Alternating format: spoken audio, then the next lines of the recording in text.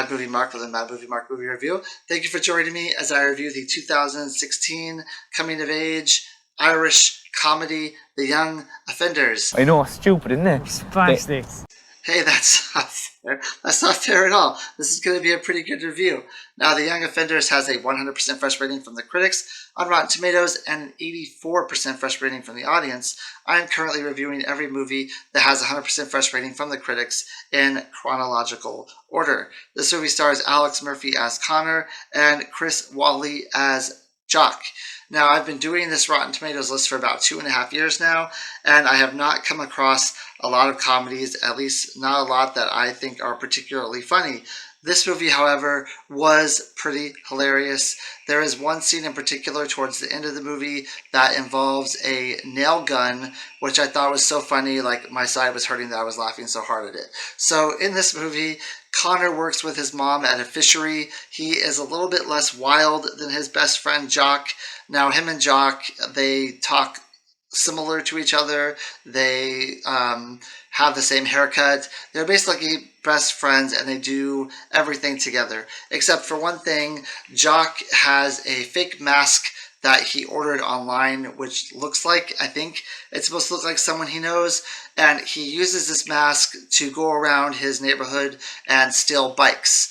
Now, he also is known throughout the neighborhood as someone who only has one pair of underwear, so Conor allows him to borrow his underwear pretty frequently, and this constantly gives Conor in trouble because his name is on a tag on the underwear. So whenever Jock does something wrong, and it's pretty easy to blame Conor for it because his name is on the clothes that Jock is wearing. So as luck would have it, so Conor's mom hates Jock because she thinks that he is a bad influence on her son.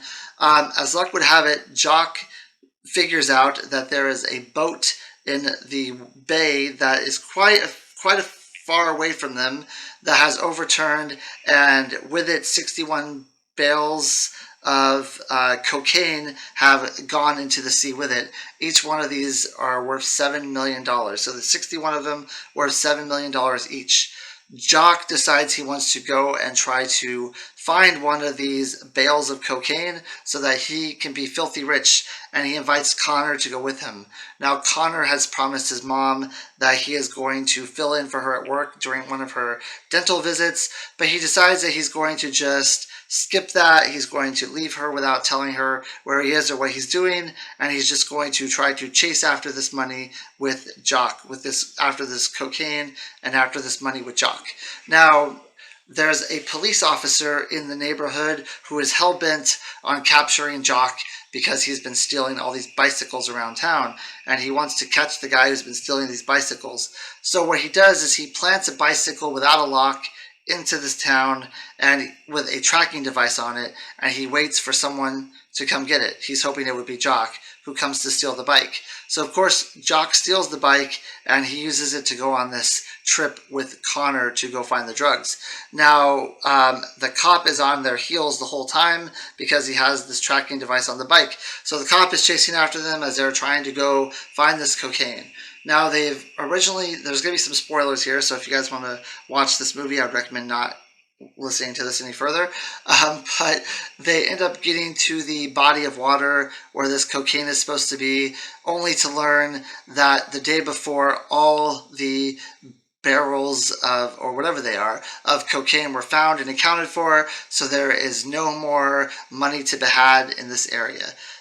Sad and distraught, Conor decides that he needs to go to the bathroom, so he goes to this building that's by this body of water that they're at, and while there he sees a gentleman who is physically disabled holding a bag, just a big thing of cocaine. Now they steal this cocaine off of him, but before they can get away, the gentleman wakes up and sees them. Now, Conor felt bad for the gentleman because he seemed like he was cold, so he drapes his jacket over the gentleman, and the jacket has his name, again, sewed into it. So when this gangster guy pops up and realizes his cocaine has been stolen, he knows who to go after. He needs to go after Conor. he eventually finds Conor. He buys this nail gun and he threatens them with the nail gun if he doesn't get his cocaine back, which leads to probably the funniest part of the entire movie. And then I won't spoil the rest of the movie for you. That's kind of the funniest part for me, and then the rest, kind of works itself out the way you would assume it would. I thought this movie was pretty good. I thought it was funny. Like I said, the nail gun scene is hilarious. It's golden. The acting's pretty good here too. With this Irish movie, I had to have captions on. Otherwise, I wouldn't have understood what they were saying because they talk in English so quickly that it's hard to keep up with what they're doing.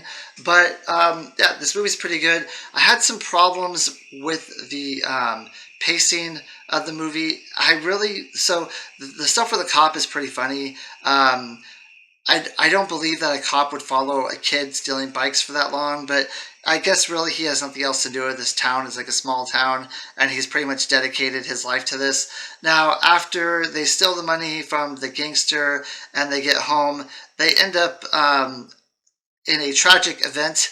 They end up losing all the cocaine that they stole, and then they basically try to get back to their life while this guy is hell-bent after them. I could have done without even though I thought the nail gun part was funny, I thought the last half of this movie where that guy's chasing them was it just ran a little bit too long. I thought it was starting to get boring at that point. But I really do love the relationship between Conor and Jock. It's a pretty decent coming of age movie. They have a really good relationship with each other.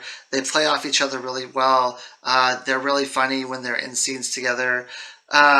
The cop is funny just because of his sheer determination to catch this guy when there's probably other bigger fish to fry in the city and there's other big crimes going on. He's after this guy who's stealing bicycles, which I thought was also pretty funny. At the end of the movie, it's pretty heartwarming in that Jock is basically abused by his father throughout the entire movie, and then at the end of the movie he gets kind of an ending that you would hope for, the kind of ending that you would want him to have, even though he's a bad influence and he is a criminal at this point. It seems to be just because of his upbringing, because his dad is a terrible person, and now he's in like a better environment where he doesn't have to deal with that. So I thought the ending was very satisfying. That's always a hard hump for me to get over. If the ending is bad, I usually don't like the movie at all. But I thought this movie ended pretty well. Like I said, it was pretty hilarious. There were a lot of funny scenes in it. Some of the jokes I might not have gotten just because their speech and the way they talk is so quick. But yeah, I went into this movie not knowing anything about it. Apparently there's a television series, I believe as well, called The Young Offenders, and this is based off the television series, which I have never seen. But all in all, I thought this movie was pretty good. Not the best comedy I've ever seen. It's not like a Kenny where it's funny and heartwarming at the same time. It doesn't reach that level that Kenny is at. But it's still a pretty good movie, which I will give an 8 out of 10 to. Now, I hope you join me next time when I review the movie Hotel Salvation. Thank you. Have a great day.